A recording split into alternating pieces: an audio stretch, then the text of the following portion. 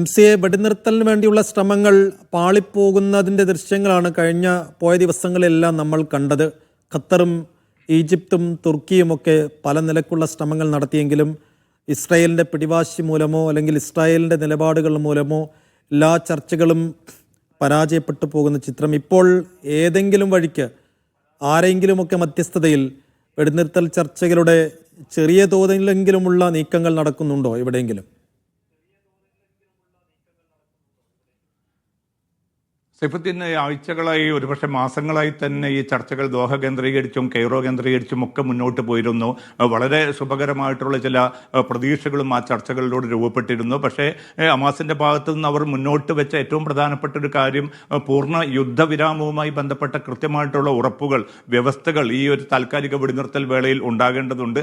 അങ്ങനെ വരികയാണെങ്കിൽ തങ്ങളുടെ പക്കലുള്ള 22ഓളം വരുന്ന ജീവനോടെയുള്ള ബന്ദികളെ കൈമാറാൻ ഒരുമിച്ച് തന്നെ കൈമാറാൻ ഒരുക്കമാണ് എന്നത് ഉൾപ്പെടെയുള്ള വളരെ ശുഭകരമായിട്ടുള്ള നിർദ്ദേശങ്ങൾ ഹമാസ് മുന്നോട്ട് വെച്ചിരുന്നു. പക്ഷേ ഇതൊന്നും തങ്ങൾക്ക് സ്വീകാര്യമല്ല. വേണമെങ്കിൽ താൽക്കാലിക വെടിനിർത്തൽ 2 മാസത്തേക്ക് നടത്താം, അത് ഗസയിലേക്കുള്ള ഭക്ഷ്യവസ്തുക്കളും മറ്റും എത്തിക്കുന്നതിനുള്ള ഒരു സൗകര്യം ഒരുക്കാം, അതിലപ്പുറത്ത് ഈ ബന്ദികളുടെ മോചനം പോലും തങ്ങളുടെ അജണ്ടയിൽ പ്രധാനമല്ല എന്ന ഒരു നിലപാടിലേക്കാണ് ഇസ്രായേൽ നേതൃത്വം, പ്രധാനമായിട്ടും പ്രധാനമന്ത്രി നെതന്യാഹു ഉൾപ്പെടെയുള്ളവർ എത്തിച്ചേർന്നത്. അതാണ് ഈ ചർച്ച അട്ടിമറിക്കാൻ പ്രധാനപ്പെട്ട കാരണമായിട്ട് മാറിയത്. പക്ഷേ അപ്പോഴൊക്കെയും അമേരിക്ക പോലും കുറ്റപ്പെടുത്തുന്നത് ഹമാസിനെയാണ്, ഹമാസിന്റെ പിടിവാശിയാണ്, അവരുടെ കടുത്ത നിലപാടുകളാണ് ഈ ചർച്ച അട്ടിമറിക്കാനും അങ്ങനെ വെടിനിർത്തൽ അനിശ്ചിതമായിട്ട് നീളാനുള്ള പ്രധാനപ്പെട്ട കാരണമെന്നാണ് സ്റ്റീവ് വിറ്റ്കോഫ് ഉൾപ്പെടെയുള്ളവർ വ്യക്തമാക്കിയത്. ഇപ്പോൾ അല്പം മുമ്പ് തെല്ലവീവിലും അതോടൊപ്പം തന്നെ മറ്റ് സ്ഥലങ്ങളിലും ബന്ദികളുടെ ബന്ധുക്കൾ അതിശക്തമായിട്ടുള്ള പ്രക്ഷോഭ പരിപാടികൾ തുടരുകയാണ്.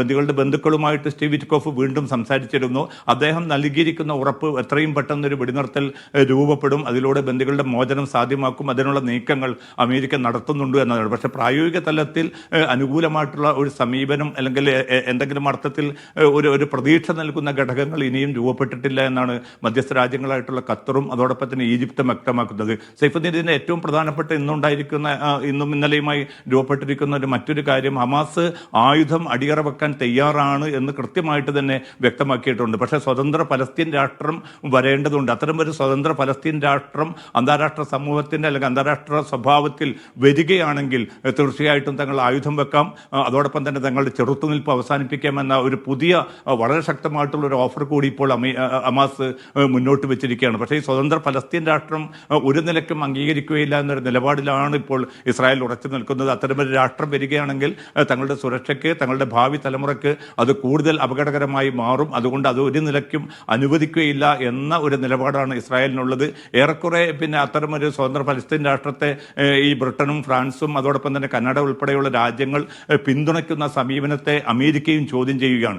ഈ ഒരു വൈരുദ്ധ്യം നിലനിൽക്കുന്ന ഒരു സാഹചര്യത്തിൽ എത്ര കണ്ട് ഒരു വെടിനിർത്തലിലേക്ക് കാര്യങ്ങൾ കൊണ്ടുപോകാൻ അല്ലെങ്കിൽ ഈ വംശഹത്യയെ തടയാൻ ഉതകുന്ന ഒരു പ്രപ്പോസൽ മുന്നോട്ട് വെക്കുവാൻ സാധിക്കും എന്ന ചോദ്യം നിലനിൽക്കുന്നുണ്ട്. ഈ വംശഹത്യ തടയാൻ ഈ വെടിനിർത്തലല്ലാതെ മറ്റൊരു പരിഹാരവുമില്ല എന്ന് UN സെക്രട്ടറി ജനറൽ ഉൾപ്പെടെയുള്ളവർ ആവർത്തിച്ച് വ്യക്തമാക്കുന്ന സാഹചര്യത്തിലും അതിലേക്കുള്ള മൂർത്തമായിട്ടുള്ള നടപടികളൊന്നും ഇനിയും ഉണ്ടായിട്ടില്ല എന്നതാണ് മറ്റൊരു നിർഭാഗ്യകരമായിട്ടുള്ള അവസ്ഥ.